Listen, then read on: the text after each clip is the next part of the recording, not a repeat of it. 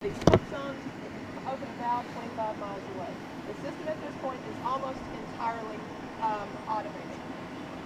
So the water now is chlorinated. It is fluoridated. It is ready for distribution. So it goes into this tank to be held until it's time, until we're ready to send it out. How many?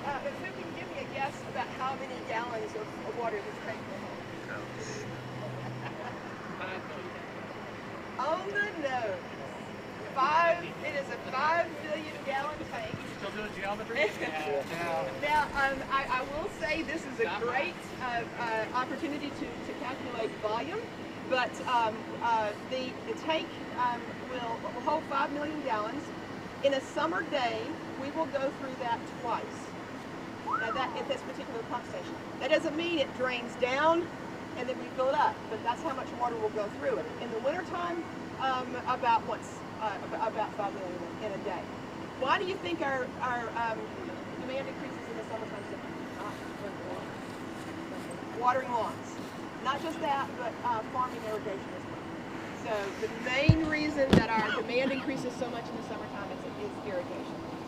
All right, so the tank itself is built out of 1-inch thick steel plates that have been welded together. You can see how they're welded together. Now, what is the problem with steel and water? Rust. I'm sorry, I just saw somebody on this. The rust, all right? So, I was just talking about you the other day. How are you doing? Not a problem. You know,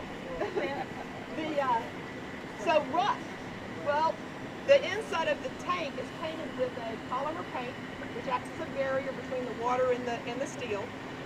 But you know, paint jobs have to be maintained, and so up until a few years ago, when we needed to go in and do regular maintenance or do any repairs inside the tank, we would have to stop producing, put all the water out into distribution, open up one of those hatches, let everything run out, and then we would send a team in and they would do their job. But that meant taking the pump station offline for about a week. So now, instead of doing that, we hire a dive team. The diver goes up on top. He's in a dry suit, which means that there is no skin exposed, sprayed down with chlorine, and he goes for a little swim.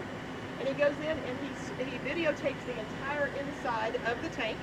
And then there's someone who is reviewing that film, looking to see if there's any maintenance that needs to be done.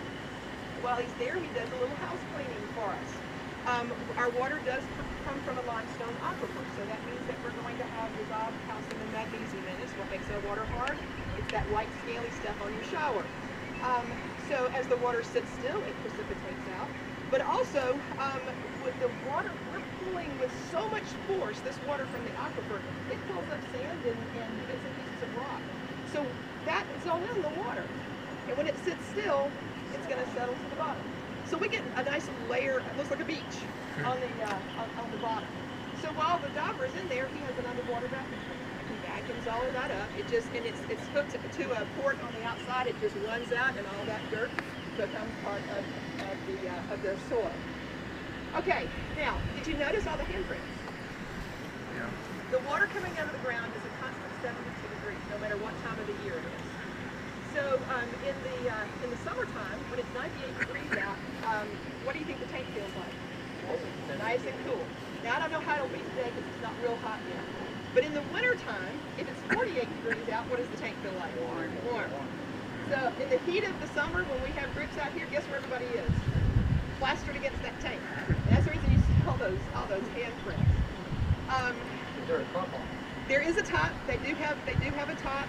There's an access port, a hatch up there that they are covered. The style of the tank will determine what kind of top it has on it. I believe this is a flat top that has a structure that holds it in place. But some of them, and I can tell you where there is one. Jones-Baltzberger and 410. There's the Jones-Baltzberger station has a dome-shaped.